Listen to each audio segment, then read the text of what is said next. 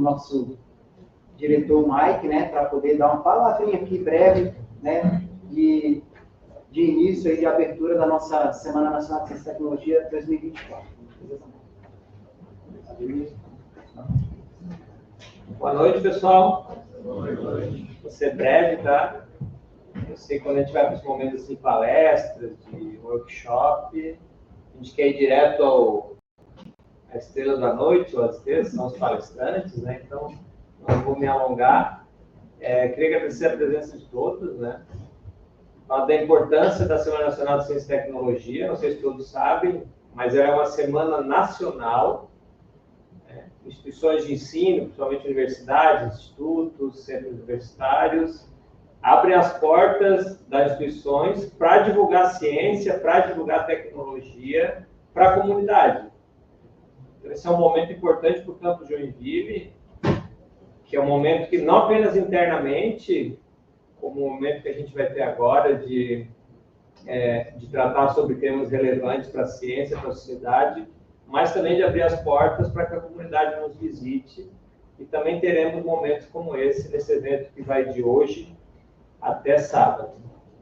Então, registro o agradecimento à comissão que trabalhou, né? Ele, como coordenador de pesquisa e extensão, esteve à frente, mas é uma comissão com professores de diferentes áreas, né? Não vou citar todos, que, se não me engano, são 13 ou 14, posso esquecer de alguém, mas, em nome do Eli, agradeço a todos. E deixar o convite a vocês que estudam à noite, né? Para aqueles que puderem, se puder também passar aqui de manhã, à tarde, e acompanhar os trabalhos que são apresentados. É bastante interessante, porque às vezes nós mesmos que estamos aqui dentro do campus não sabemos tudo o que acontece aqui. Quando tem esse tipo de evento, mesmo a gente que é da direção, os coordenadores, os professores, ficam sabendo de trabalhos que são realizados aqui, às vezes a gente não sabe. E o aluno pode estar conhecendo um trabalho interessante, ele pode dialogar com o professor, quem sabe se integra alguma pesquisa, né? Isso com certeza fortalece ainda mais a formação que a gente tem aqui no IFES. Quando, além do ensino, o aluno consegue se envolver com pesquisa, com extensão, né? Então, fica o convite para que todos que puderem participem desses momentos, inclusive no sábado, que a gente vai ter, né, entre hoje e sábado. E também registrar o agradecimento hoje com o Fabiano, Fabiano, pela tua vinda. Em nome dele, agradeço todos os demais que estarão contribuindo. Temos uma série de atividades que são com os servidores do campus, que estão à frente de oficinas, de palestras, de apresentações de pesquisa, estudantes também apresentando suas pesquisas, mas a gente sempre tem pessoas que vêm de fora falar sobre temas importantes para os nossos estudantes e para o IFES como um todo, né? Então, em nome do Fabiano, registro o agradecimento a todas as pessoas que se dispuseram a estar contribuindo. Tá certo? Eu desejo um bom evento a todos e te retorno a palavra. Obrigado. Eu queria agradecer aí ao Mike, a direção deu todo o apoio para a gente, todo o suporte. E para a gente não demorar mais, né, como o Mike já falou, nós vamos ter várias atividades durante a semana, vamos ter oficinas, vamos ter palestras, vamos ter amostras de trabalhos, né? Então, que aqueles que puderem, né, estar participando, estarem dando uma passada aqui no campus, vocês que são do turno da noite, então, que vocês possam estar prestigiando e estar aproveitando esse momento que o campus vai estar proporcionando, não só para a comunidade interna, mas também para a comunidade externa, como o Mike falou, a gente vai estar abrindo as portas, né? Eu gostaria de chamar a professora Karine aqui, que também acompanha a comissão, para ela estar apresentando o nosso palestrante da noite. Karine, obrigado. Boa noite a todos. Tá? Então, para iniciar nosso evento, nós temos hoje à noite uma palestra muito interessante.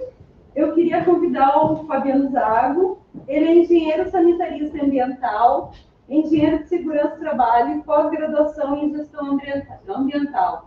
Ele tem a empresa Adobe Engenharia e tem larga experiência sobre o assunto que ele vai abordar hoje à noite. E, logicamente, no início a gente vai fazer uma pequena apresentação, ele vai fazer a apresentação, depois a gente vai abrir as perguntas de vocês. Sejam bem-vindos. Obrigado. Boa noite, pessoal. Essa larga experiência vem também com uma idade avançada, né? Então, tem alguns aqui que eu tenho mais tempo de resíduos do que vocês têm alguns tempos de vida aqui. Eu me formei em 96, na Federal, quando eu não tinha engenharia ambiental ainda, era só engenharia sanitária. E aí o meu vocabulário, às vezes, é um pouco chulo, porque eu sou mais de obra do que acadêmico.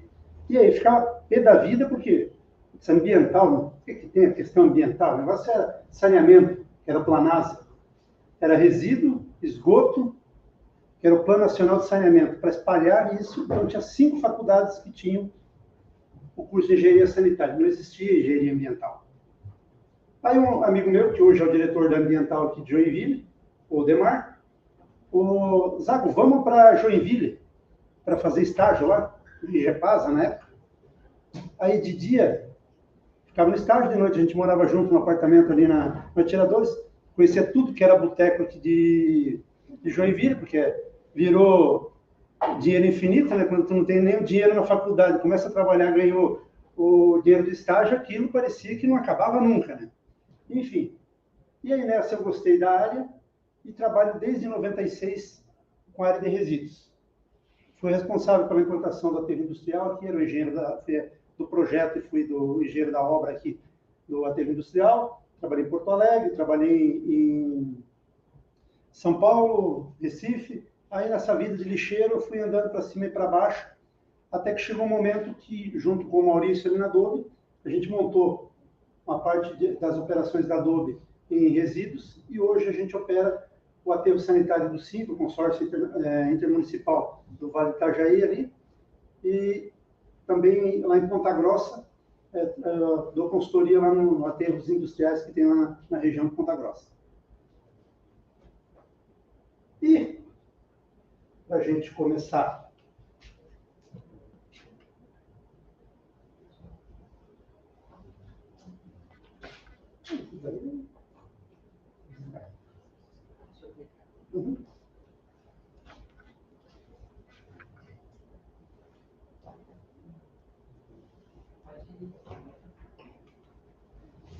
a gente vai falar um pouco de meio ambiente, vai acabar convergindo na parte de resíduos e tratamento de chorume, mas a gente começa a falar de meio ambiente.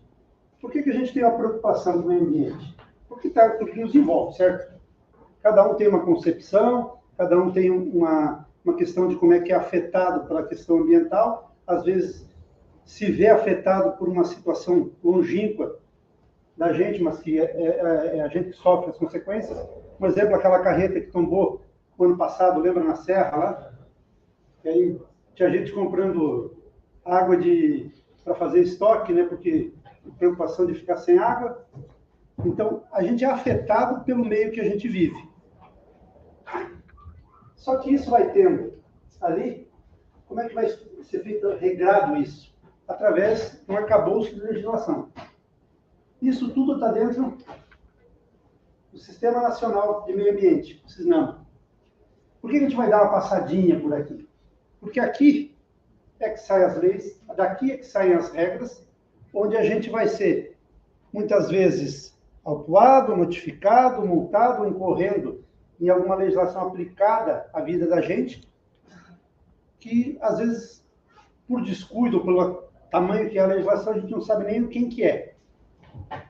E aí o SISNAMA, o que ele tem? Ele tem um conselho, tem os órgãos consultivos, tem um órgão central, e aqueles que executam até os locais, que são os municípios. Então, vê, sai lá do governo federal até no município. Onde é que a gente tem aqui que impacta bastante aqui? O CONAMA. Porque tudo que a gente vai trabalhando na questão ambiental sai a partir das resoluções do CONAMA. Ah, se é uma resolução do CONAMA, que agora tem que fazer tal coisa com resíduo. Se é uma resolução do CONAMA, que agora para um empreendimento com tal característica tem que ser tal tipo de licenciamento. O Instituto Brasileiro do Meio Ambiente ele já tem uma leitura mais executiva. De vez em quando a gente não vê no jornal, o IBAMA foi lá e autuou os garimpeiros e tocou fogo nas máquinas. O IBAMA foi lá ver um desmatamento ilegal, um plantio. Ele tem o poder mais executivo.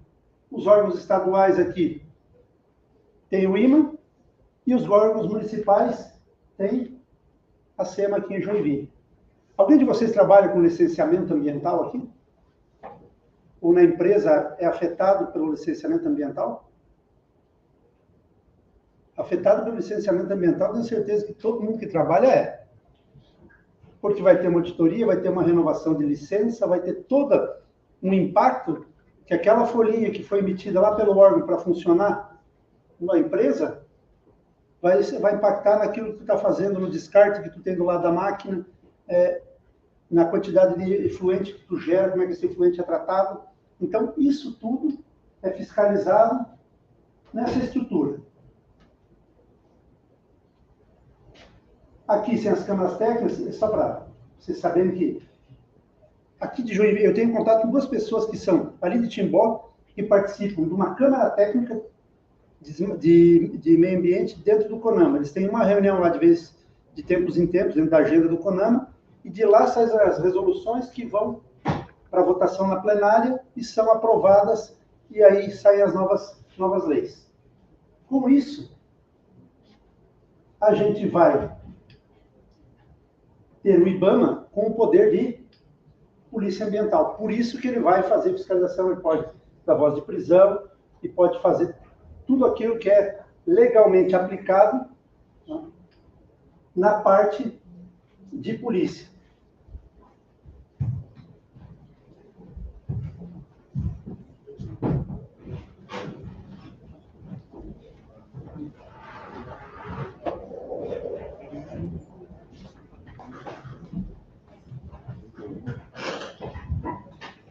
Esse ali era rapidinho para a gente só entender que existe uma estrutura vertical, que vai do governo federal até o governo municipal, e existe o poder de polícia, que na maioria das vezes está com o IBAMA, mas ele não é único com o IBAMA. Por quê?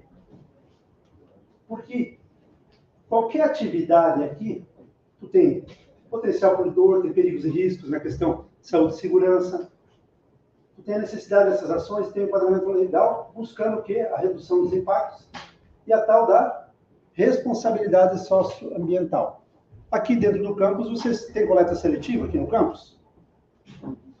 Sim. O efluente que é gerado nos banheiros, no refeitório, não tem, mesmo que seja um tratamento primário interno aqui, se não está ligado à rede de esgoto, eventualmente por não passar aqui na frente, mas não é simplesmente um tubo jogando no terreno do vizinho e indo para a rua. Quer dizer, você tem uma responsabilidade socioambiental com a tua comunidade e com quem tu está gerando, está no entorno. Por quê? Porque são todos esses atores aqui que vão interagindo. As empresas, e aqui empresas, leis, também as instituições, né, vão, junto com a sociedade, pressionando o governo para que crie legislações. Essas legislações são aplicadas sobre empresas e esse círculo vai sendo fomentado por quem? Pela mídia. Eu até brinquei, minha filha é estudante de jornalismo, já comentei com alguns aqui. Eu nunca dei tanta importância para o jornalismo quando tu começa a ver o potencial que tem uma informação. Alguém lembra aqui, há alguns anos atrás, que tinha um cheiro de podre forte aqui no Costa e Silva? Quem morou aqui no Costa e Silva? Sabe quem que era o responsável pelo cheiro? Não era eu, no caso, para tomar banho, mas a operação estava comigo. Por quê? Porque pegou fogo na portonave, lá em Navegantes, e foi feita a movimentação do resíduo para cá, para a destinação, em função dos volumes. Tem toda uma discussão jurídica nisso aí, mas enfim, acabou vindo para cá. Mas 2 ou 3 entrevistas que eu dei, na época para a mídia, o que saiu foi diferente do que a empresa estava falando, mas era no aspecto que a sociedade queria ouvir. Então, aqui você tem cada um dos atores defendendo o seu interesse e influenciando o outro através, muitas vezes, da mídia.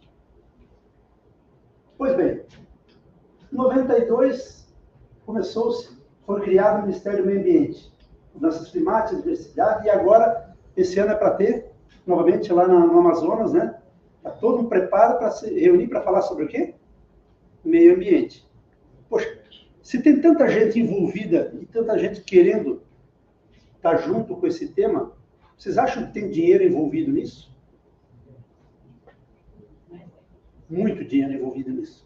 Nos vários aspectos, desde os pequenos aspectos unitários até algumas grandes empresas e grandes oportunidades. Aí, você pode ver que tudo que tu joga fora, um dia tu comprou. Tudo que joga fora tem valor para um, pode ter valor para uma pessoa que para ti já não tem mais. Então, a construção dessa cadeia, a quantidade dessa cadeia produtiva, saindo daquele termo que em inglês, aterro sanitário, diz end of pipe, que é final de tubo, né? Voltando na cadeia, tudo isso é oportunidade de novos negócios, oportunidade de inovação, oportunidade de implantação de tecnologias. E hoje, a área de resíduos está carente para isso. A área de efluentes sofre muito com isso. Então, quem for se dedicar à pesquisa nessa área, com certeza é um tema que é muito amplo para poder ser trabalhado. E a Constituição diz o quê? Todo mundo tem direito a um ambiente ecologicamente equilibrado. O que é um ambiente ecologicamente equilibrado? Que sejam respeitadas as relações e preservar para o futuro. Tu vê, aqui em Joinville, eu comecei a trabalhar em 96. 96 era um aterro controlado, ainda tinha o termo aterro controlado. Aquela área que eu trabalhei já encheu, a área do lado já encheu, a outra área já encheu, e agora estão desenvolvendo um projeto para fazer a valorização de resíduos aqui, diminuir a quantidade que vai ser encaminhada para end of pipe, para a destinação final. Por quê? Para preservar as gerações futuras. E o direito ambiental traz essa série de princípios que faz com que a gente seja responsável para que na preservação do futuro. Esses princípios são de legislação, tá? Se tu for lá em qualquer livro de direito, está lá os princípios. A gente vai só passar por alguns, que, ao meu ver, são mais relevantes para a nossa conversa aqui. Princípio democrático da informação. E a gente tem a presença da jornalista aqui da IFSC. Olha só, ela não está, o que ela está fazendo? Acesso adequado às informações e como que isso vai ser difundido. Para quê? Para que a informação chegue correta. Mas só que isso também tem o seguinte: se nós aqui resolvermos montar uma unidade de processamento de resíduo domiciliar aqui nesse terreno baldio aqui de baixo, então, vamos fazer uma planta ali de processamento de resíduos, a gente precisa contar para a comunidade que a gente vai fazer a fábrica aqui do lado? Precisa divulgar. Por quê? Porque vai impactar a comunidade. Vai ser impactado com o trânsito de caminhões, com emissões atmosféricas, com ruído. Então, isso faz parte dos estudos que, no princípio da informação, tem que estar divulgado para todos. Através da participação. Por exemplo, se qualquer empreendimento for montado aqui, o IFSC é uma instituição, tem um espaço que eventualmente poderia estar sendo realizado aqui a audiência pública do EARIMA. É o estudo de impacto ambiental, relatório de impacto do meio ambiente, que vai mostrar para a comunidade o que vai ser feito, como que vai ser executado, o que vai produzir e quais são os impactos que causam. Com a participação de todos os cidadãos interessados. Então, aí as histórias da vida. Vamos ser velhinha que sempre tem uma história. O EARIMA, num aterro no Rio Grande do Sul, ele fez um estudo de impacto ambiental e definiu o raio de impacto de 8 quilômetros para fazer o estudo de impacto de vizinhança. Tá bom ou tá ruim 8 quilômetros? Não vamos nem questionar o 8 se tá bom ou tá ruim. Só que em 9 quilômetros tinha uma comunidade quilombola. Pensa o arranca-toco que virou aquela audiência pública. Porque daí a comunidade quilombola se sentiu de duas formas. Uma impactada pelo empreendimento e a outra excluída da discussão. Eles foram para dentro da discussão, na audiência pública, e se posicionaram contrário ao empreendimento porque não tinha sido avaliado alguns aspectos que estavam dentro daquele raio, e nessa inclusão, hoje o empreendimento está parado. Por quê? Porque não, eles são cidadãos interessados. A estrada que vai chegar, os caminhões no aterro, passa na frente da comunidade quilombola. Então, nesse aspecto, eles já mataram, pularam para dentro e estão participando também. E aí vamos à questão das indústrias, quando eu perguntei para vocês se eram impactados pelas questões ambientais. Poluidor, pagador. Nós somos poluidores, pagadores ou não? Quem é que paga aí a taxa de lixo? De certo modo, nós estamos contratando o serviço por uma poluição que a gente está gerando para fazer o descarte correto. Então, a gente tem ali uma visão de como que o resíduo está impactando no nosso bolso. De uma forma independente de a gente querer ou não. Claro, tem outros serviços agregados ali. Tem variação de vias, tem outros tipos de serviço, capina mecanizada e tal, mas, no geral, o que a gente tem é essa questão que todo mundo que causa um dano ao meio ambiente é o responsável pelo pagamento da recuperação desse dano.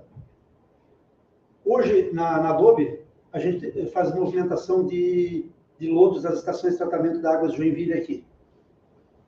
A gente tem um seguro ambiental dentro dessa operação, porque na normalidade está tudo certo. Agora, imagina o tamanho da confusão, e tomara que nunca aconteça, um caminhão carregado com lodo na 101, lá às 7 horas da manhã, com todo mundo vindo da Zona Sul para trabalhar na Zona Norte, me abre a tampa de uma carreta daquelas e vaza 30 toneladas de lodo ali na 101.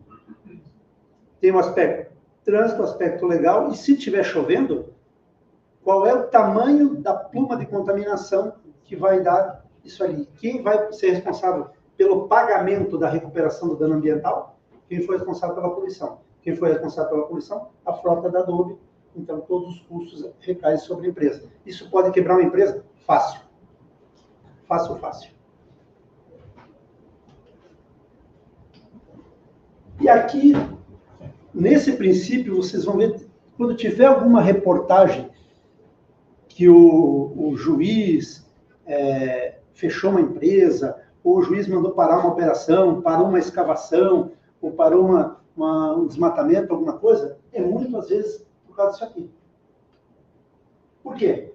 Quando existe uma ameaça de causar um dano, mas tu não conseguiu avaliar o tamanho do dano, pelo princípio da precaução, para, vamos dar uma olhadinha, está tudo certo, depois volta a continuar a operação. Esse princípio é muito usado. Quer dizer que todos nós, olha, essa frase aqui é bem legal, o princípio da precaução consiste em dizer que todos somos responsáveis sobre o que nós não sabemos, sobre o que nós deveríamos ter sabido, mas também que nós deveríamos duvidar. Então, quer dizer, você não sabe, mas tu devia saber, mas tu não sabe, e não devia saber, tu devia menos ter duvidado que podia dar problema aqui.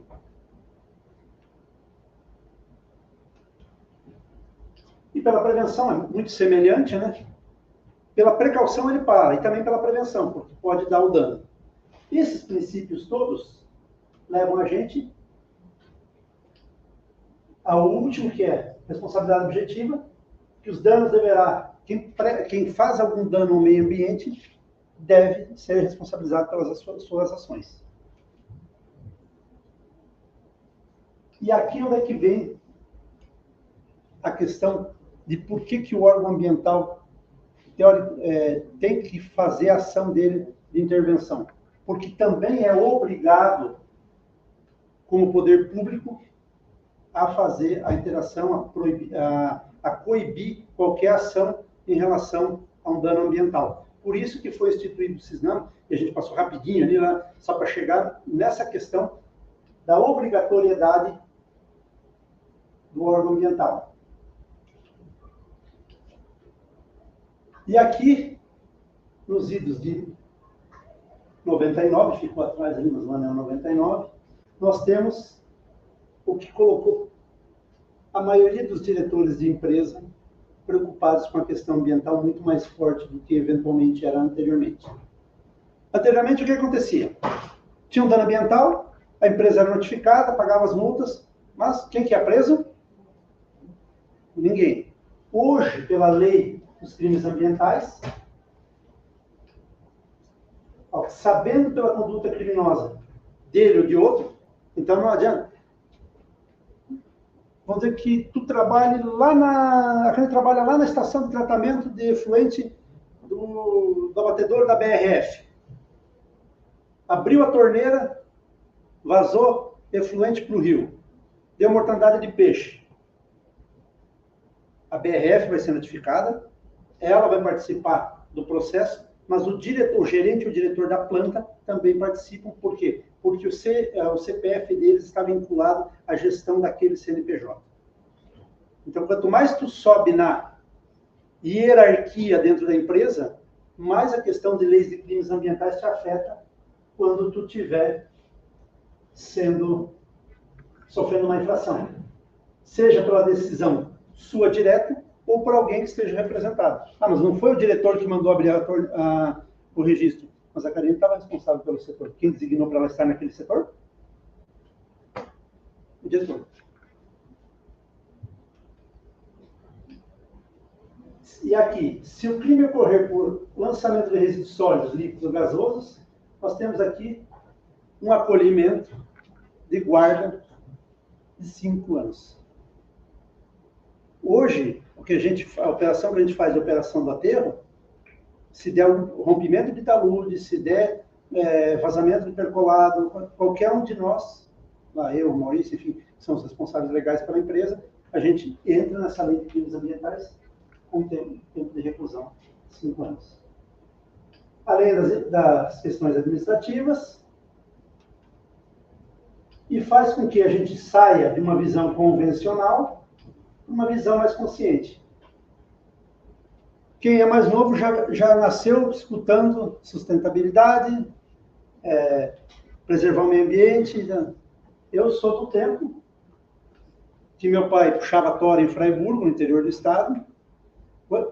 Primeiro que eu acho que a decepção dele é que eu me formei em engenharia sanitária. Para ele, isso nunca foi engenharia, eu acho que ele morreu não acreditando. E quando eu fui trabalhar com lixo mesmo, aí eu acho que... Ele era caminhoneiro, era simples. Eu sou do tempo que passava a caçamba coletar o lixo e o coletor jogava. Primeiro olhava o que tinha dentro, ver se dava para separar alguma coisa, o que prestava ele jogava para frente, o que não prestava ele jogava para trás e jogava em cima de uma caçamba. E meu pai, essa frase me marcou muito, porque eu já estudava lá de 94, 95, a gente terminou de limpar as coisas ali e tal, pegou o saco de lixo, jogou na plataforma do caminhão, que ele puxava tora. Meu pai, por que não... Jogou o lixo em cima do caminhão? Não, eu jogo lá no mato. Não, pai, mas tem o caminhão da coleta de lixo que passa aqui. Coleta aqui da cidade e joga lá no buraco, que tem lá perto onde eu carrego a madeira. Quer dizer, ali a gente tem uma primeira experiência. As primeiras questões ambientais ligadas ao resíduo, o que eram? Afastar da comunidade. Imagina todo o lixo gerado em Joinville ficando dentro da cidade, sem ser coletado. O tamanho da confusão que isso ia virar. O que meu pai fez foi exatamente isso. Ele trabalhou como caminhão da coleta. Ele pegou e jogou para o mato. Só que daqui foi um dia, foi 2 dias, foi 1 mês, foi 2 meses, e um monte de lixo que vai sendo estocado lá também precisa ter uma atenção. E aqui, que a gente estava comentando, e agora eu vou passar um pouco para os processos ali, a gente vai ficar mais tranquilo, mais à vontade para brincar, é onde estão as oportunidades. Por quê? Porque a sustentabilidade, o DNA sustentável, o consumo consciente, está ligado a dinheiro. Vamos lá. Por que dinheiro? Aqui tem os relatórios de sustentabilidade das empresas, por exemplo. Se vocês tiverem curiosidade, tem mais antigo que 2010, onde as empresas colocam quanto que aplicam na questão ambiental. Projetos de pesquisa, eventualmente, uma fonte de recurso pode ser vinculado a alguma empresa que tem o recurso financeiro e tem um problema para resolver.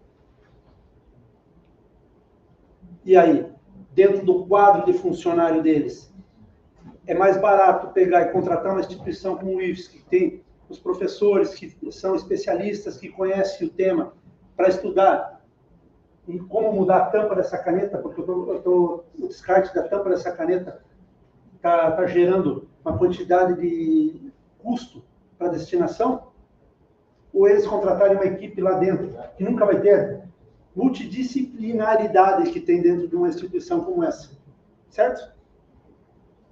Então, aqui dentro dos relatórios de sustentabilidade, quem tiver algum interesse em buscar qual é uma empresa que pode ser parceira para algum projeto, dá uma olhadinha nos relatórios que tu vai ver qual é a linha que elas estão trabalhando na pesquisa, naquele item ambiental, eventualmente se for de interesse de alguém.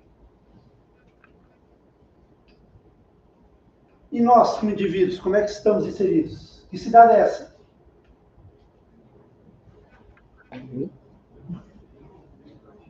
Se eu disser que é Joinville? Hã? A nossa querida Joinville aqui. Me chamou a atenção essa foto hoje, olha que eu estava buscando. Aqui o Miller, ó. Olha só como a gente está grande. Em 96, quando eu vim para cá, me chamou a atenção que tinha uma meia dúzia de prédio aqui. Tu ia em cima do mirante. Pô, essa cidade é top. Cara, tudo cidade baixa, só 1 ou 2 prédios. Eu gostei dessa cidade. Acho que eu fiquei a primeira vez que eu fiquei aqui, eu acho que foi uma vez que não choveu, né?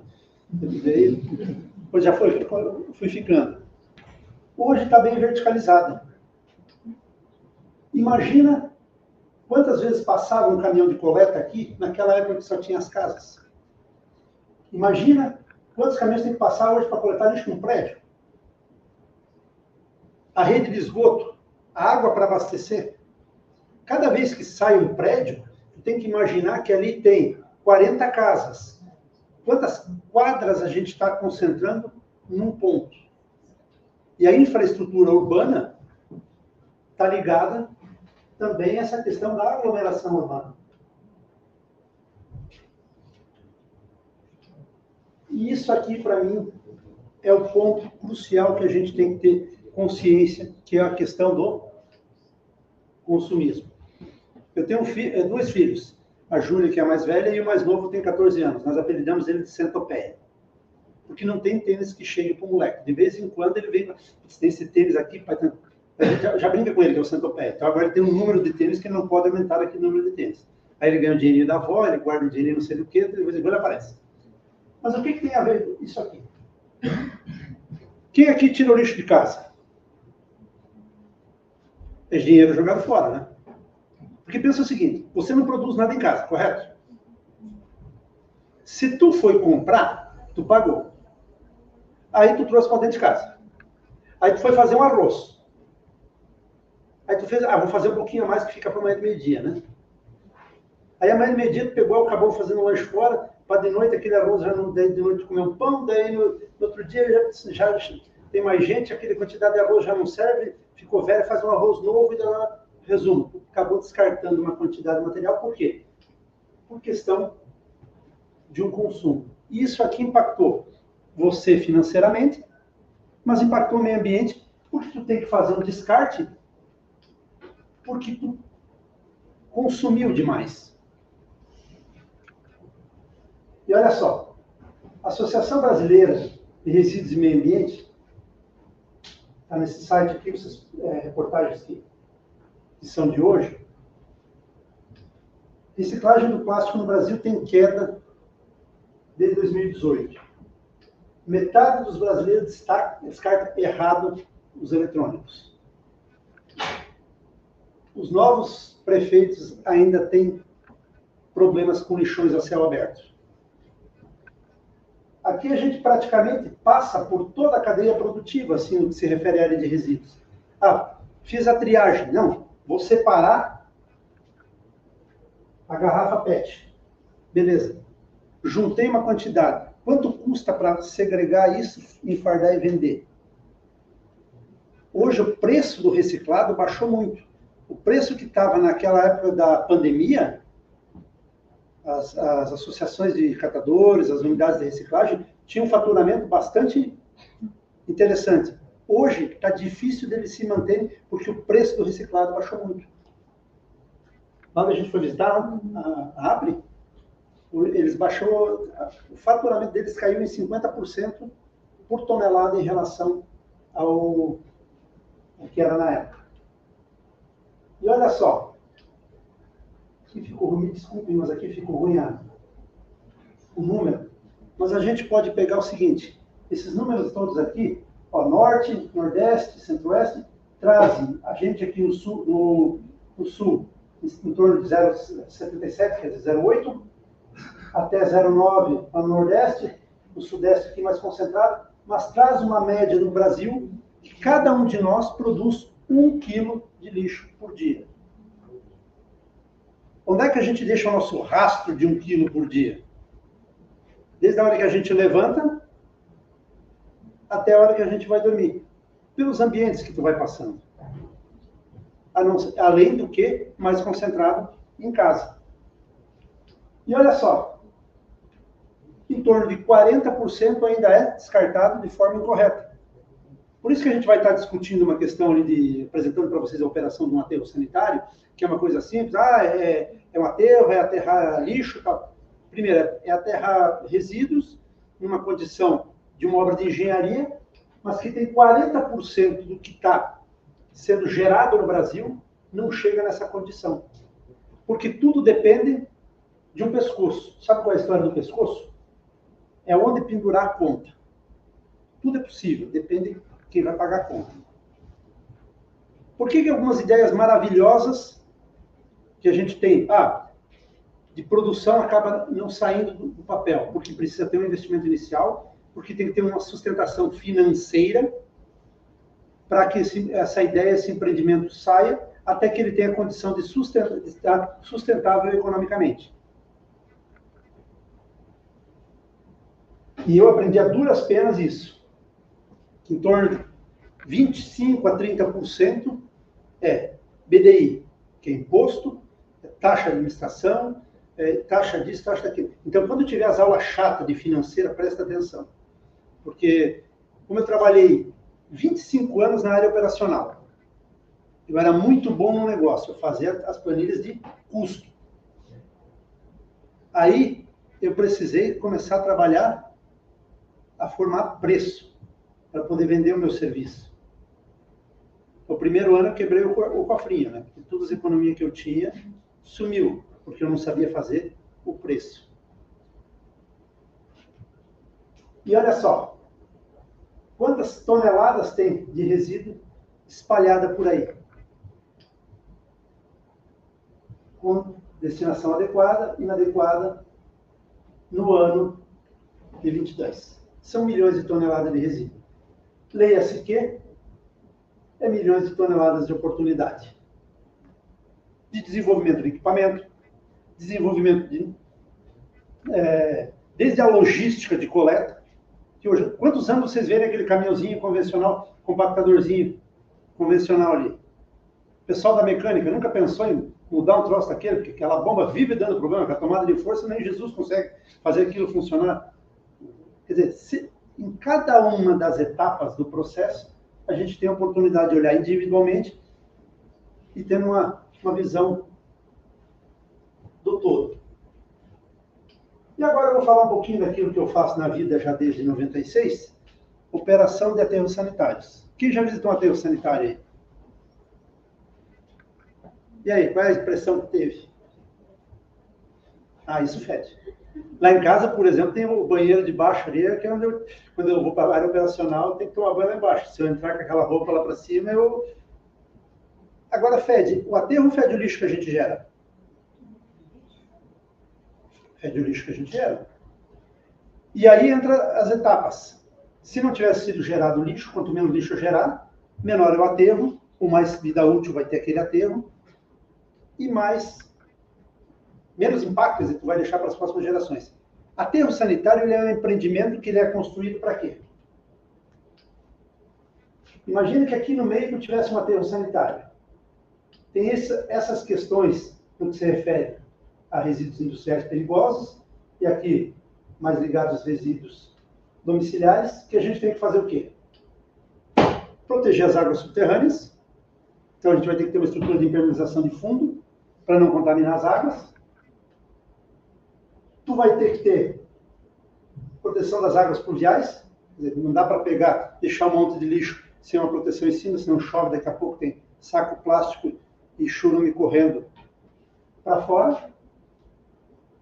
Emissões atmosféricas, os gases gerados no aterro. Para quê? Não afetar a população do entorno, em função dos vários tipos de impactos que causa. Quer ver um bichinho maleleto? Quem que é flamenguista aqui? Qual é? Urubu. O bichinho aperreado. Cara, é assim, é protegido por legislação. Então não pode abate. Você tem, ele se aproxima pelo odor. E tu não tem como espantar aquele bicho? O barulho do trator, tu chegar perto, ele só falta olhar para ti, ignorar, ele já te ignora. Mas aqui é o tipo de impacto que tem nos aterros, onde o aspecto visual ele é muito ofensivo e ele transcende o limite do aterro. Por mais bem operado que esteja um aterro, o urubu vai no aterro, sai do aterro, vai na árvore do vizinho. Pegou um plástico aqui do aterro, largou lá no pátio do vizinho. A vaca do vizinho foi lá comer o plástico, engasgou, morreu a vaca.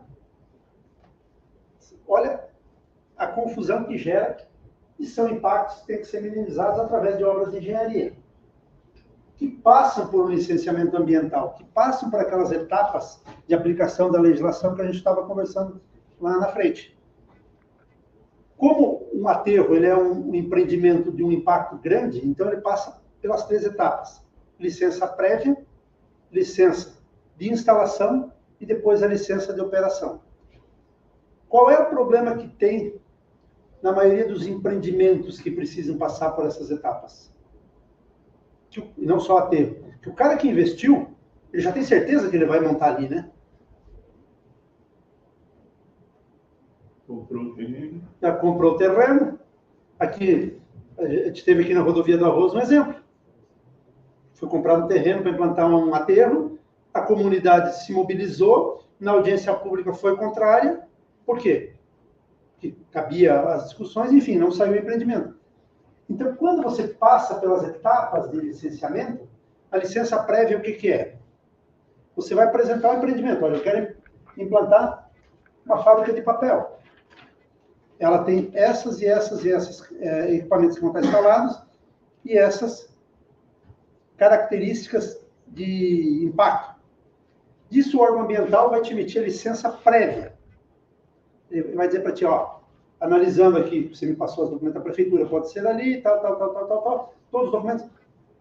Me apresenta esses outros aspectos para a gente avaliar numa audiência pública, além da audiência pública, né, avaliar essas documentações no estudo de impacto ambiental e no relatório do impacto do meio ambiente para emitir a outra licença, que é a licença de instalação. Aí emitiu a licença de instalação, começou a construção da fábrica. Terminou a construção da fábrica, vai passar por uma nova inspeção e vai emitir a licença de operação. Quando pega a licença de operação, o que que acontece?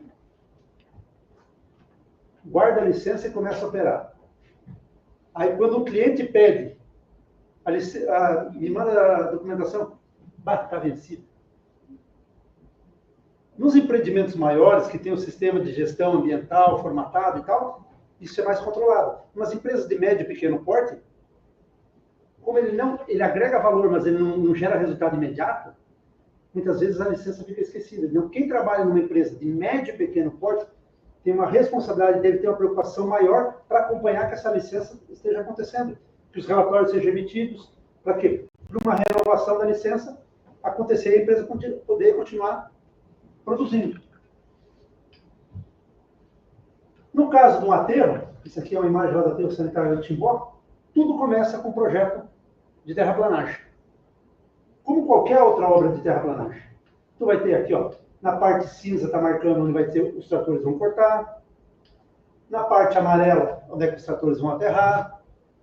E os tipos de equipamentos que são usados nessa etapa da obra são os mesmos de qualquer obra de estrada, qualquer obra platô para construir uma van, para construir qualquer coisa.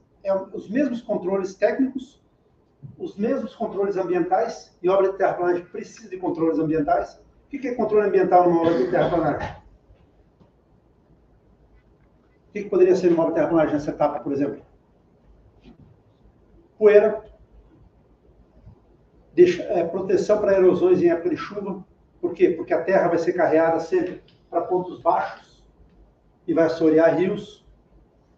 Mesmo numa etapa simples, que nós nem estamos falando de resíduo, tem alguns aspectos ambientais que são relevantes. Consumo de diesel, vazamento de óleo hidráulico, vazamento de diesel, que tem que estar previsto no plano de implantação do empreendimento. Aqui tem a parte da impermeabilização de fundo. O que é uma impermeabilização de fundo? Como é que você garante que tu não vai ter contaminação do lençol freático? Retendo todos os poluentes, de forma que tu possa captar eles e encaminhar para tratamentos, que for possível, no caso, o churume, e tem que ter uma camada limite. Se usa muito esse tipo de material aqui. Quem foi no aterro deve ter visto, a tal da geomembrana. Geomembrana de PEAD, polietileno de alta densidade. Aí entra a parte de engenharia de materiais. Tu tens aqui essa camada que é executada, tu executa ela com solo compactado argiloso. Show? Onde tem. E onde não tem? Que o solo é arenoso. Aí tu aplica betonita. De onde é que vem a betonita? Quanto por cento de betonita aplicar? Gradear? Qual é a energia aplicada para poder fazer a compactação? Para quê? Para que tu tenha, de acordo com uma resolução do CONAM, uma NBR lá de construção do aterro, tu tenha 1,25 vezes 10 na menos 7 centímetros por segundo a percolação da água nessa camada de solo. Centímetros por segundo, que unidade é essa? Velocidade. Tem solos, tem cálculos de velocidade, percolação, resistência de materiais. Essas mantas aqui, essa preta, as espessuras dela são de 2 milímetros, 2,5 milímetros. No aterro sanitário normalmente se usa, no máximo 2,5 milímetros. A solda dela é por termofusão. Em cunha, que a máquina tem que estar a 400 graus, quem tem calibração tem que checar isso. Aí pergunta quem é que vai fazer isso em campo. É o cara que chega lá com a Fiorino, com as máquinas dentro, ele checa a temperatura, quer dizer, tem todo um controle de obra de engenharia que é aplicado numa etapa de impermeabilização. Esse outro cinzinho aqui chama geotêxtil. Geotêxtil não tecido. Os mais velhos, agora a vantagem dos mais velhos, lá no interior a gente dizia que era as pulguentas. Então é uma coberta cinza. É uma cobertinha cinza. Aquela cobertinha cinza é o rejeito da produção desse material. É um polietileno de alta... É um geotêxtil não tecido agulhado, no caso. Lá ele é só entrelaçado. Tanto que tem alguns fabricantes que produzem isso ali na época de baixa temporada de cobertores para vender, para envelopar a drenagem. Só que daí não tem rastreabilidade. Então, alguns aterros não usam por não ter rastreabilidade. Ali no CIMI a gente devolveu uma carga. O cara tinha produzido, a fábrica dele produzia um geotêxtil, tinha a gramatura, mas não tinha os laudos de resistência química, porque era uma fábrica de cobertores, aí foi devolvido. Então aqui a gente faz uma camada de solo, desculpa, em cima vai a geomembrana, o geotêxtil para proteger, entra com uma camada de solo para proteger o geotêxtil, para depois executar a camada drenante. Aqui, para mim, é uma oportunidade gigante para o pessoal que mexe com materiais, com plásticos, com essas coisas. Por que a gente usa pedra com a quantidade de plástico que a gente tem dentro do aterro? Pô, será que não tem jeito de bolar uma maquininha com o José tocando uma manivela com uma determinada temperatura, numa condição tal, que eu pego uma parcela desse lixo e faço ali umas bolas de plástico para substituir essa pedra? Poxa, pode ser que aí, aqui para frente, saia alguma ideia desse tipo. Essa foi uma das questões lá quando começou a desenvolver lá no CINV, o aproveitamento de resíduo para no processo termoplástico. Tá, mas vamos fazer o quê? Digo, olha, eu garanto para vocês um consumo de tantas toneladas de material, tantos metros cúbicos de material, e a gente compra ao preço de R$ 43,00 a tonelada. Aqui são algumas toneladas de material que vai. Então aqui, tu tem a parte drenante para quê? Para pegar a água que sai do... Tudo isso aqui vai virar uma cisma de resíduo, tá? Vai até para cima da foto depois. Vai concentrar nesse poço, que é o poço de percolado, o churume que sai do lixo, e vai bombear para a estação. Pois bem, se isso aqui tudo vai gerar um quantitativo de resíduo que vai ocupar, traz para a gente uma leitura seguinte: aterro é finito, certo? É um empreendimento que tem o dia que você inaugurou ele, a quantidade que tu recebe e o dia que ele vai fechar. Simples assim. Só que pela legislação, e voltamos lá às nossas resoluções e as normas, diz que um aterro tem que ser monitorado por 10 anos após o fechamento. Como é que tu não tem que cuidar para ninguém invadir? Quem está com o celular e está com a calculadora fácil, faz uma continha de padeira aí. A gente tem, hoje, custo em torno de 10 a 15 mil reais aí, um posto de vigilância. Deve saber o preço da vigilância aqui, a encrenca que é. Faz essa conta, vezes 12 meses, vezes 10 anos. Nós estamos falando aí de uns 3 milhões, só para ter o porteiro lá na frente cuidando do monte de lixo depois ficar fechado. E esse dinheiro vem da onde? Vem da etapa de encher o aterro. Ou tu cria algum empreendimento, alguma tecnologia, alguma coisa, que vá sustentar esses custos de pós-fechamento. Essa é a leitura de muitos aterros em relação à estação de tratamento de efluente, porque vai continuar gerando efluente, saindo aqui o churume do lixo, e ela também pode tratar efluente de outras empresas e gera o recurso para fazer os custos de pós-fechamento. Outra maneira de fazer a drenagem de fundo é a espinha de peixe. Se vocês observarem aqui, ó, nesse primeiro trecho, a gente fez um colchão drenante, né? Que é onde vai concentrar todo o churume, porque a inclinação é nesse sentido, com 3% de inclinação de fundo, topografia medindo, tudo certinho como manda o figurino. E nesse outro trecho, a gente fez em espinha de peixe e vai concentrar para essa área aqui. Aqui dá para ver um pouco melhor o geotexto. Uma blusona de felpudo. E agora que nós chegamos no lixo?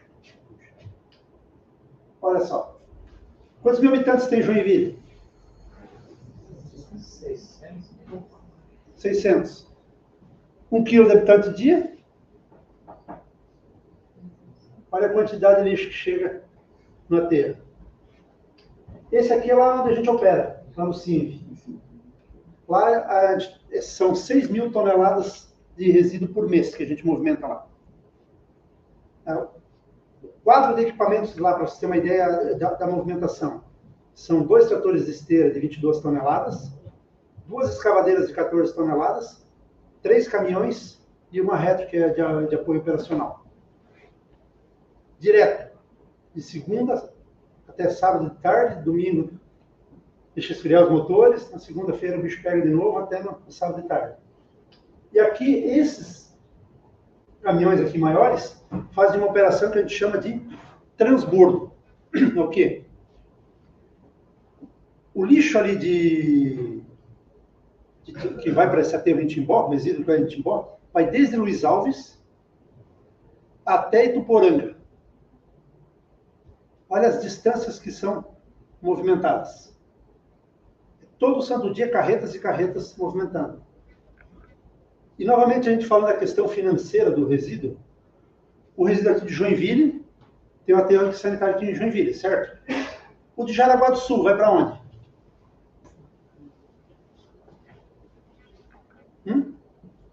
Guaramirim vai para onde? Jaraguá do Sul vai para Mafra. O de... eu não sei se ainda está indo, mas o de... não lembro se era de Itapoá ou Garuva. Um dos dois estava indo para Lages.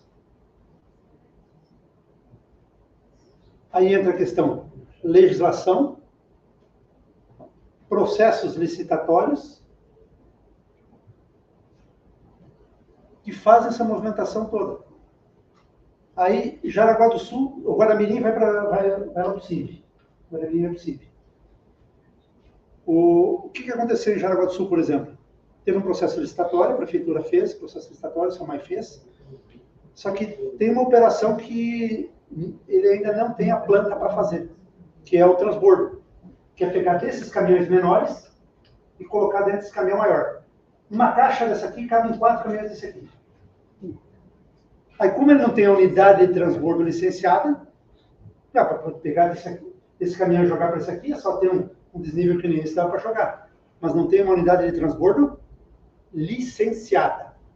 Por não ter a documentação, continua indo para a Mafra. Outras drenagens, depois está tudo cobertinho, bonitinho, tem que vir, abrir os drenos para poder ligar o chorume, a água que está de decomposição do lixo, que vai para a ETE. Tu achava que o aterro fede, a hora que abre isso aqui, aí a hora de separar os meninos. Tem as máquinas, tem gente que não aguenta na drenagem de dreno antigo. E aí, como é bom ser jovem, né? O primeiro serviço que eu fiz foi em Itajaí, na época o lixão da Caianduba, que agora é o aterro sanitário lá. Mas tinha, o lixo foram amontoando lixo, e formou uma lagoa para cima desse monte de lixo. E aí começou a recuperação, era um projeto de recuperação ambiental, para transformar aquilo num aterro controlado. Tinha que botar uma tubulação por baixo desse lixo, para pegar essa água de montante e levar para jusante. Se fosse hoje, abre mais, faz escoramento, corta os talões de divertido. Naquela época, os meus idos, 20 anos, 19, 20 anos, meta a escavadeira, nós descemos com a escavadeira, andava com aqueles montão de lixo lá, tudo para dar encrenca, tudo para dar por baixo. Mas conseguimos fazer a drenagem. Diariamente tem essa operação, cobertura de resíduo, cobertura com solo, ou de novo, né? É um monte de lixo, um monte de plástico, que a gente está cobrindo com terra. Será que não tem uma maneira de pegar esse plástico, transformar em alguma, seja placas, que seja alguma coisa que possa ser desenvolvida na cobertura? São comentários que a gente até faz entre a gente lá, mas, novamente, qual é a operação que a gente faz? O foco nosso é não ter problema no recebimento do resíduo. Porque as 350 toneladas que chegaram hoje, amanhã vão chegar de novo. Então, a gente não pode bobear com a operação, assim como as indústrias, o foco é a produção. E aí entra a universidade, entra a parte de desenvolvimento e tecnologia, para trabalhar esses requisitos. E agora a gente vem um outro aspecto, que é o gás. Quem já visitou o aterro viu que tem lá os queimadores de gás, que são umas chaminés que vêm lá do fundo do aterro, lá daquela camada drenante, naqueles outros drenos que são feitos entre as camadas. O gás sobe por essas tubulações e o churume desce para ir para a estação de tratamento. Sai de uma condição como essa, de um queimador na cabeça do poço, que a gente chama, aqui está o dreno de gás queimando na cabeça do poço, e é chama intensa, tá? Forte. Até uma planta como essa, a Termoverde em Caeiros, eu trabalhei na parte, quando eu era gerente lá, nós estávamos fazendo a fase de terraplanagem, os engenheiros eletricistas de plantão, o pessoal da elétrica, isso aqui eu acho que é um número significativo. Olha o tamanho da planta. Aqui são os queimadores descendentes de geração de gás, E cada uma dessas caixinhas verdes aqui são 2 motores Caterpillar 12 cilindros, roncando dia e noite. Para quê? Para transformar o gás do aterro em energia. Olha o tamanho da subestação para alimentação de alta. Então, é um olhar para um problema, que é o gás gerado no aterro, que foi desenvolvido uma tecnologia e aprimorada essa queima. Quais os problemas de queima desse biogás?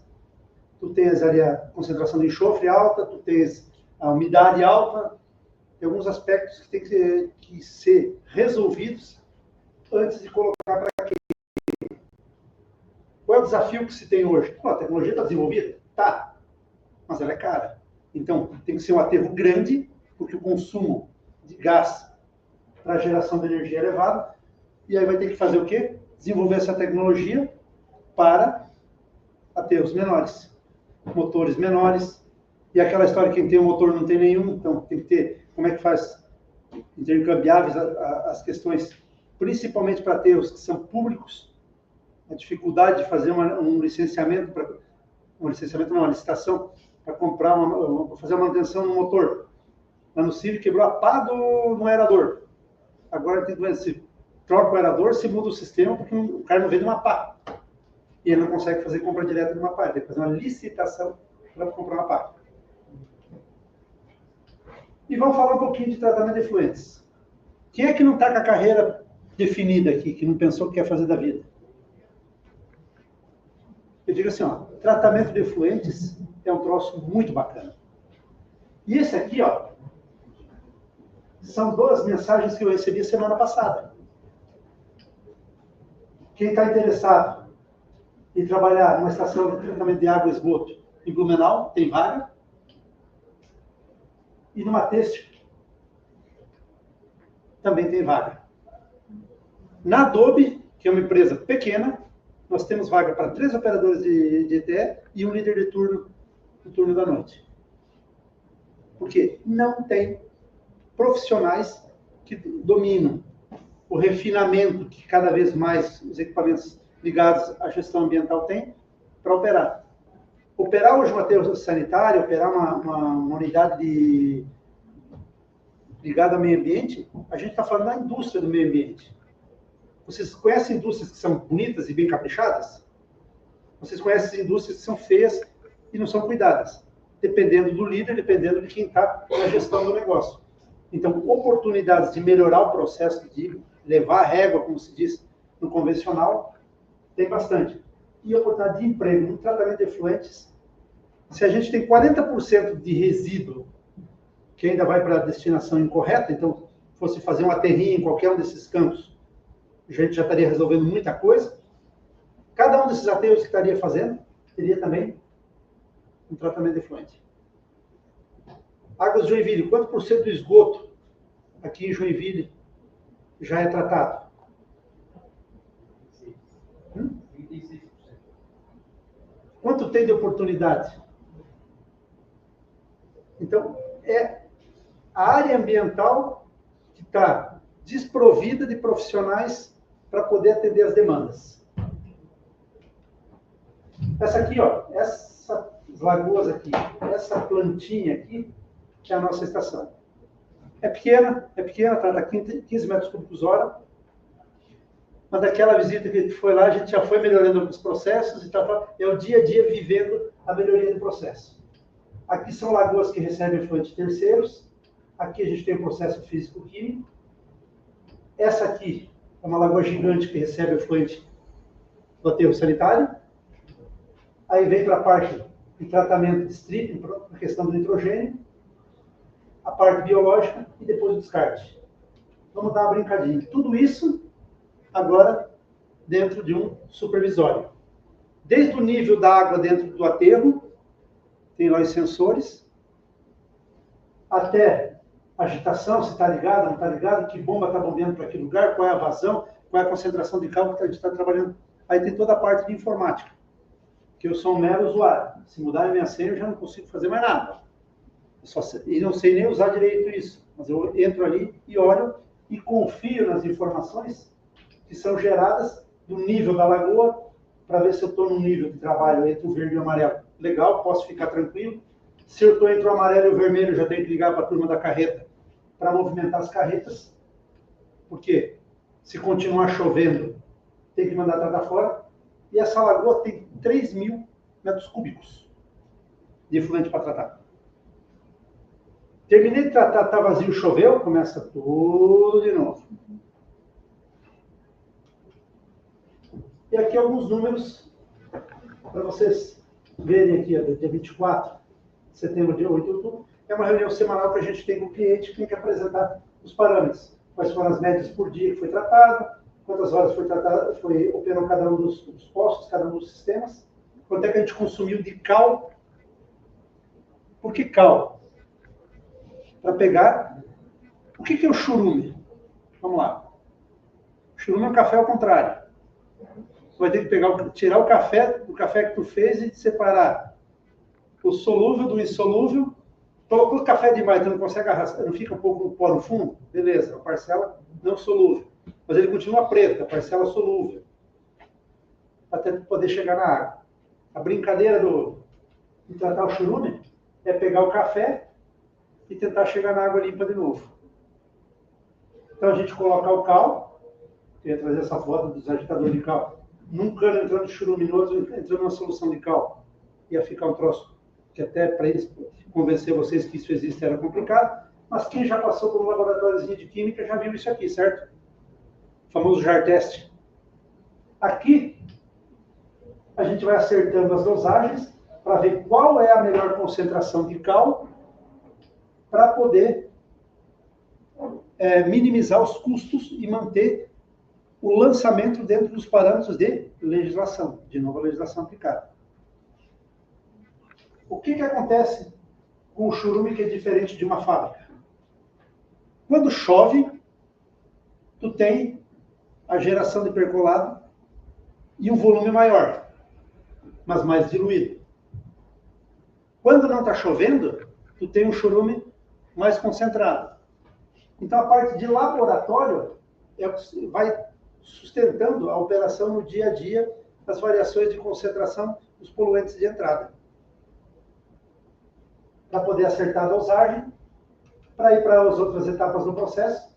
No caso, esse aqui é stripping, essa torre verde aqui. O que se faz o stripping? Tu vai pegar, colocar o efluente que está em tratamento com um pH alto, vai botar ar dentro dele, para quê? Para tentar transformar a parte de hidrogênio em nitrogênio para amônia, reduzir para nitrogênio amoniacal. Aqui é um cheiro de amônia gigante, principalmente no fim do dia, porque dá aquela inversão. Para poder depois, com o CO2, corrigir o pH para a faixa de 8. Consumo de CO2 aqui, em torno de 2 kg metro cúbico. Para ir para os tanques aerados biológicos, para daí a parte solúvel poder diluir, para não 0,2, não tinha nem o CO2, aquela visita, e nem os aeradores, né?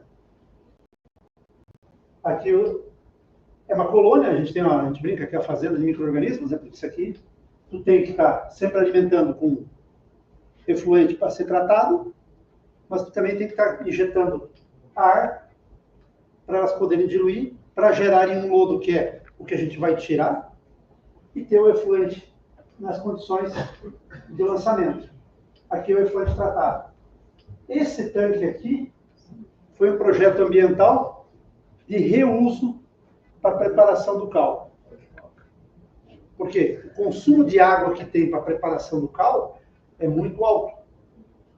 Antes se comprava água, lá no caso do Samai, comprava água para misturar com cal para tratar chorume. A gente conseguiu chegar numa qualidade do efluente hoje, que dá para usar o próprio efluente para preparar o insumo, que é o cal, e aí para fazer o descarte. Isso reduziu significativamente o custo com água lá. Mesmo assim, tu vê, olha a cor que ele fica aqui na saída. Então, é aquela mensagem, é melhor não sujar, né? Para não sujar, tu reduz a frente de serviço, tu melhora as drenagens, tu melhora a captação de água de chuva sobre o aterro, para minimizar aquela água que bate o desespero. Quando tu vai chegando nos 3.000 metros cúbicos lá, tá cheio, e tá cheio. E hoje, tu sai de uma faixa de 80 a 90 reais um metro cúbico para tratar o efluente ali, a pagar 140 um aterro de terceiros, e ainda tem o transporte para levar até lá. A questão ambiental está sempre ligada a dinheiro. Isso a gente tem que tomar sempre esse cuidado, não esquecer isso. E tudo isso, além dos controles de área, e eu gosto de pegar a ficha arriscada, assim, quando a ficha está muito certinha, que está errado. Se eu da madrugada tá certinho, igual da de manhã, você tem uma ficha arriscada, mesmo o cara deve cuidar de tentar me enrolar, se tem algum problema. Mas isso é conferido pelo Senai, que é um laboratório de análise, que tem um contrato lá, que vai de 15 em 15 dias, recolhe as amostras em todas as etapas, para checar, ele faz o recolhimento não só do efluente final, mas em cada uma das nossas etapas de controle, ele faz a coleta junto. Se a gente vai medir o oxigênio dissolvido no tanque biológico, ele mede com o aparelho dele e a gente mede com o nosso. Você vai medir o pH lá no agitador de CO2, a mesma coisa, que é uma maneira de fazer a checagem do processo. E voltamos à questão do consumismo.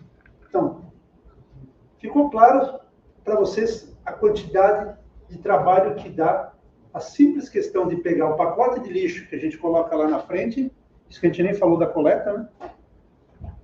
Destinar, amontoar e vai ficar lá. Ah, mas não dá para reaproveitar essa área? Dá, dependendo do preço que é a área, dependendo do custo que é a área. Tudo é possível. Novamente, a questão de dinheiro. Uma curiosidade, um aterro que foi removido integralmente e transportado para um outro aterro, uma operação de milhões, foi lá no Porto de Santos, no lixão da Lemoa. Se procurar na internet, vocês vão ver lá o lixão da Lemoa. Foi uma remoção integral de um passivo lá, de um lixão que tinha para quê? Para ampliação de um atracadouro de navio.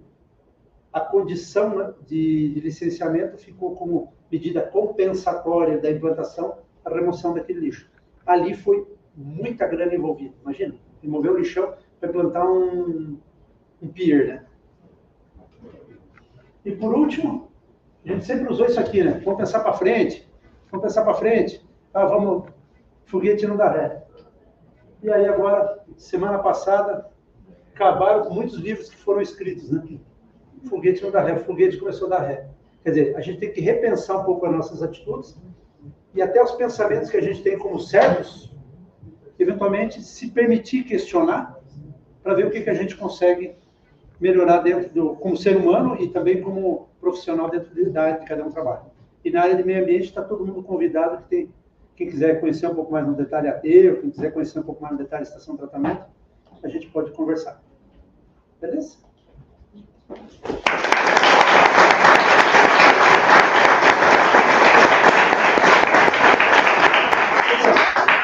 Bom, pessoal, então agora a gente abre para as perguntas. Alguém gostaria de fazer alguma pergunta para o Fabiano?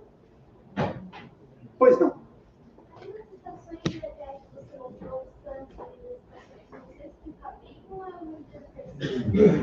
Existem dois tipos de construção dos tanques. Aqueles tanques, os verticais, aquilo aí é tudo comprado.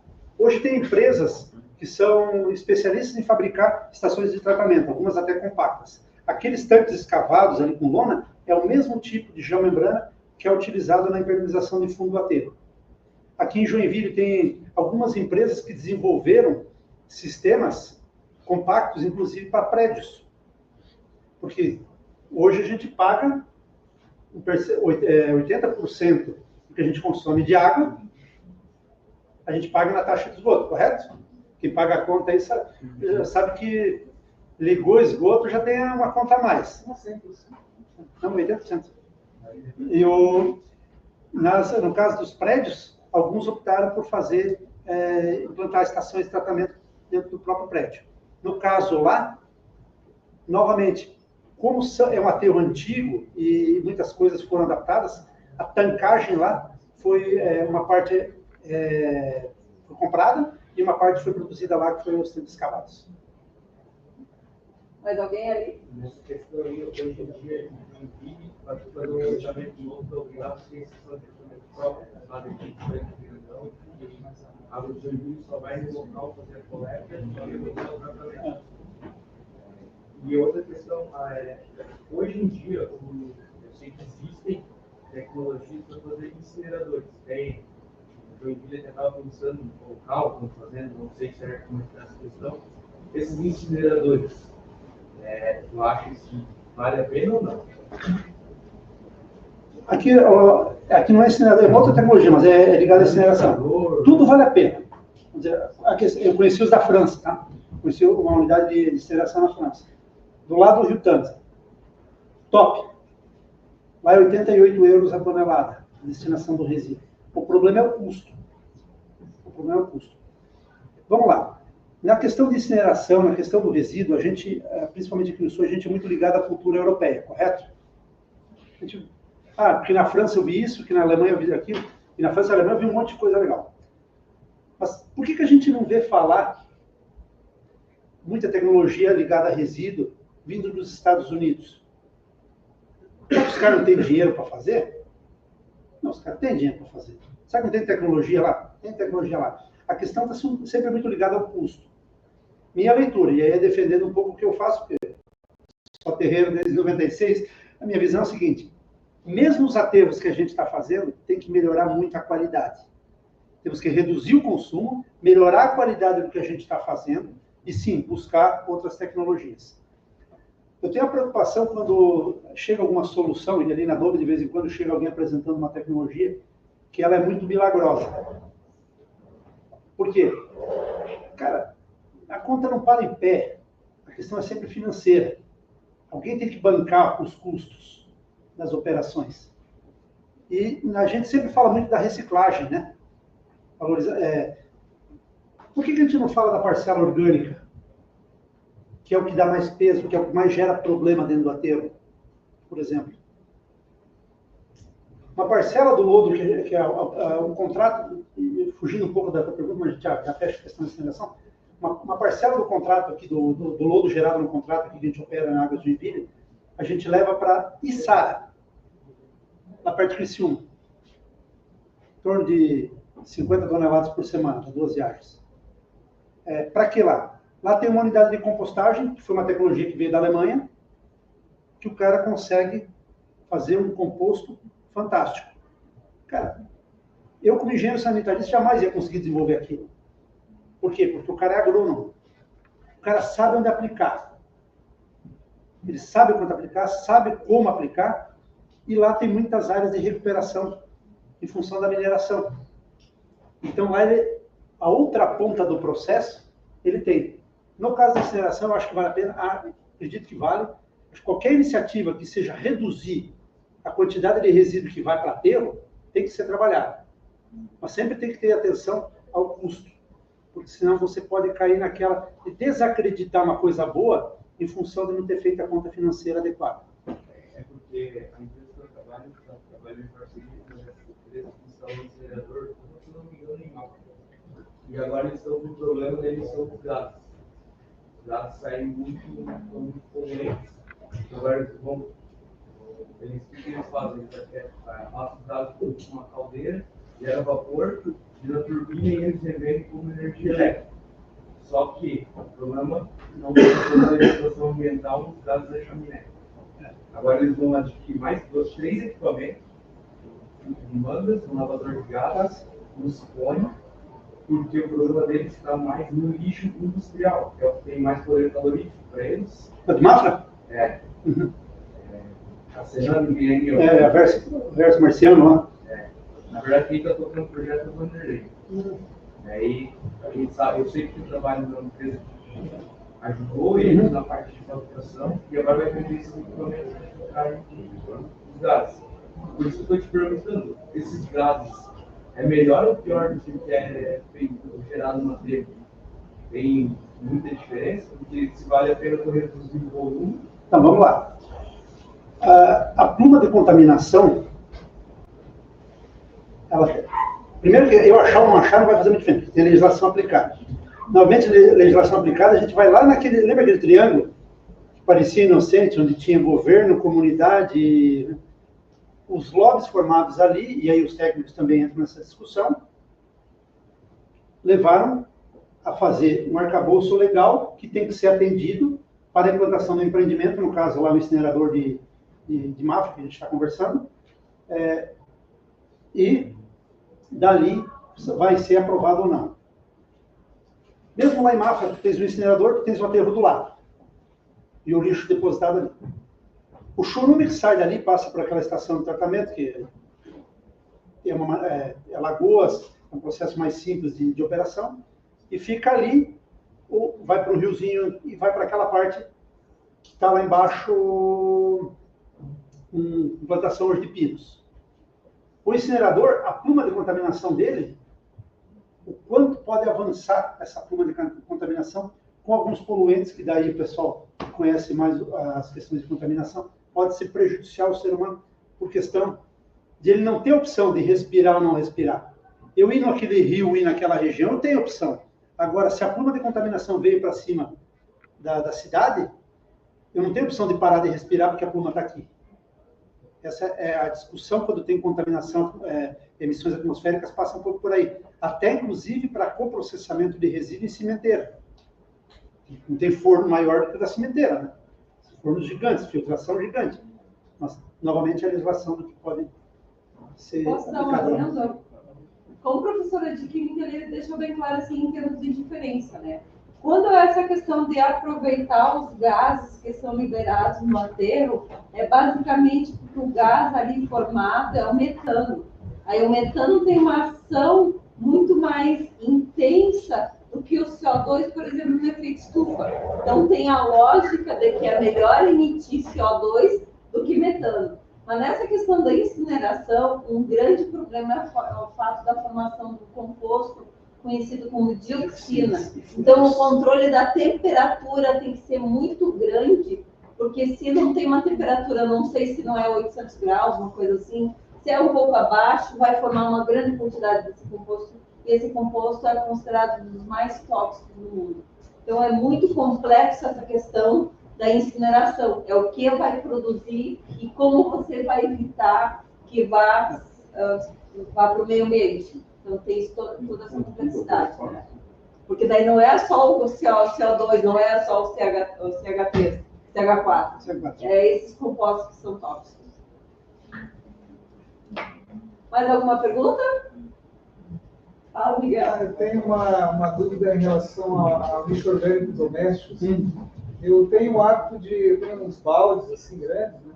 E aí eu guardo, jogo as cascas, né? E aí, depois, passado um tempo, quando enche, eu jogo no quintal, às vezes eu faço a grama, coloco. E aí o chorume também aproveito para as plantas. Né? Mas às vezes eu esqueço, às vezes não tem tempo, porque o negócio fica fechado muito tempo. Né? Tem em algum momento que ele pode ser prejudicial, pode ser feito o contrário? Né? É que o volume é pequeno, né, professor? É um volume pequeno, então... mais ou menos, eles têm os negócios. Vamos lá, né? A gente brinca, uma geladeira, uma laranja, às vezes apodrece dentro da geladeira, tu vê todo o processo do aterro acontecendo ali, né? Tu tem o churume, que é a água embaixo, né?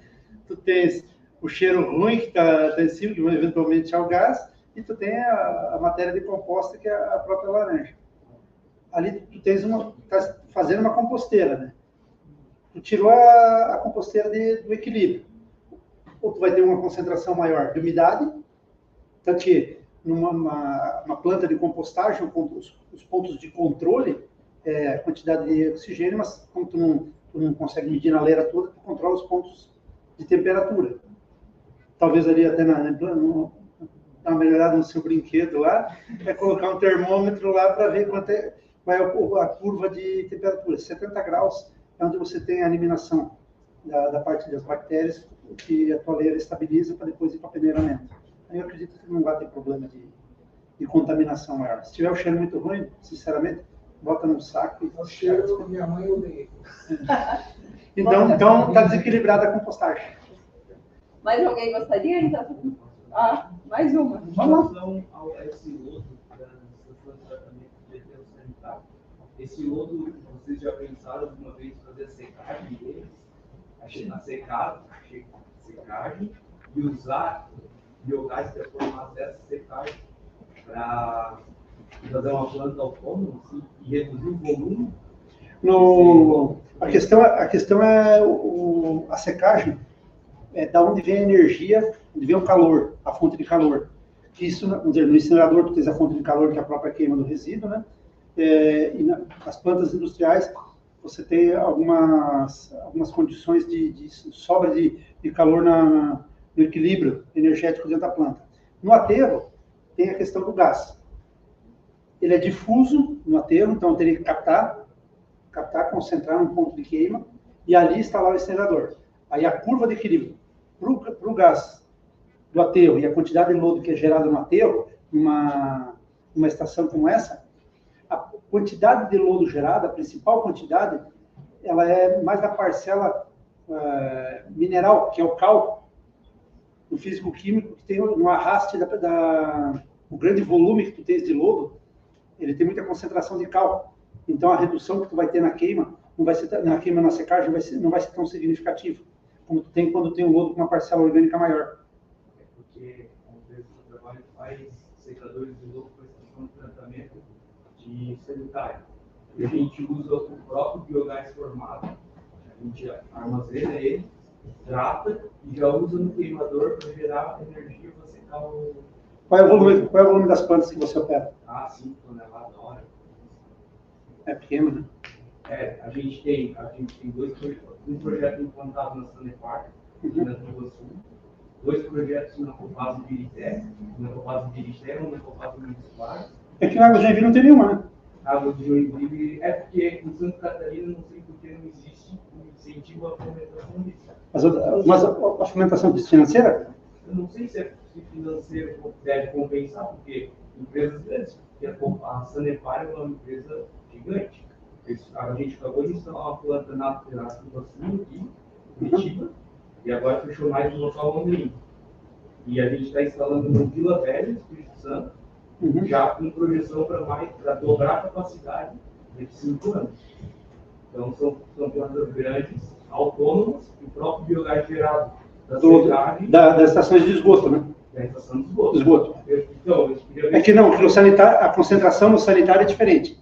Mas a Águas de Joinville, ela vai tem um projeto bacana, que vai ser de implantação de uma planta, de reduzir os custos com a destinação do lodo. Aqui. Porque hoje o volume tem um valor muito maior para fazer esse descarte, certo? Sim.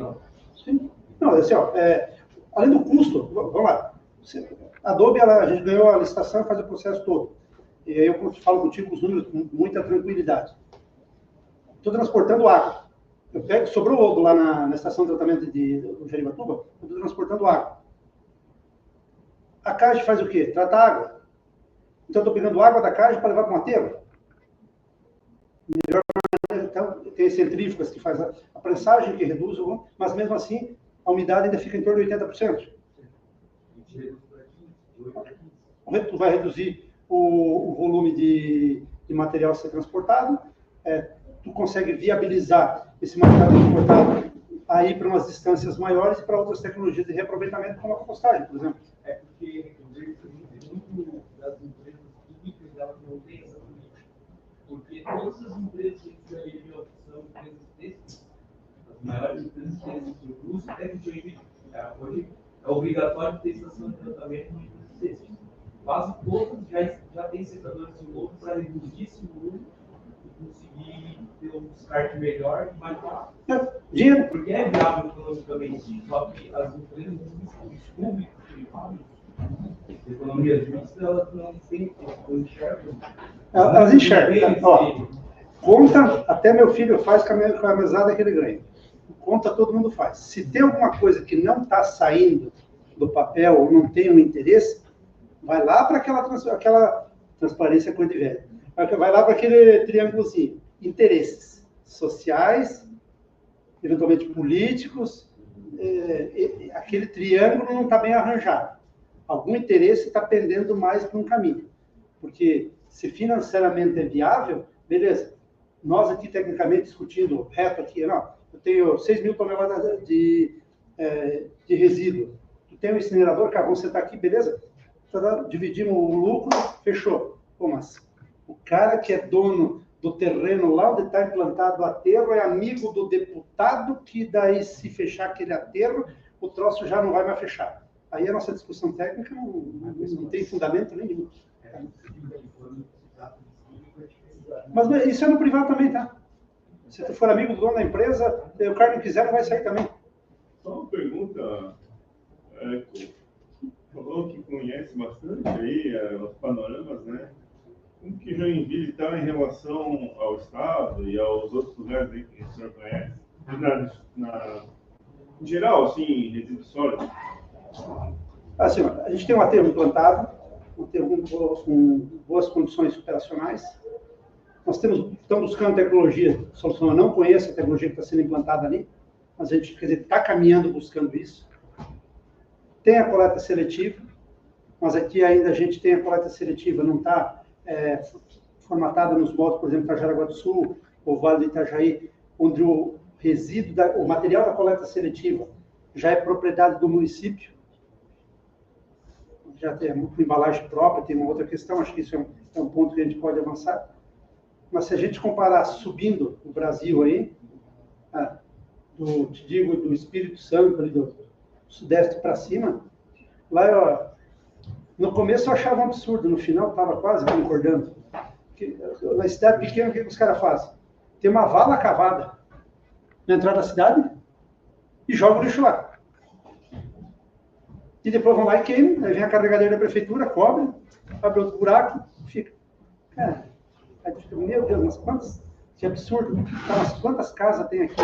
10. Como é que vai coletar o lixo de 10 casas lá na PQP? Ao menos que já estão. Por isso que é aquela história de ter uma terrinha bem feita, talvez seja a solução. Eu diria, tem muita que Joinville avançar? Tem, mas a gente já está buscando subir a régua, estamos. Ok, pessoal, mais alguma pergunta? Acho que foi avançado da hora, assim, vamos finalizar. Eu queria agradecer muito, Fabiano. Eu sabia que quando quiser pode voltar e pode conversar com a gente.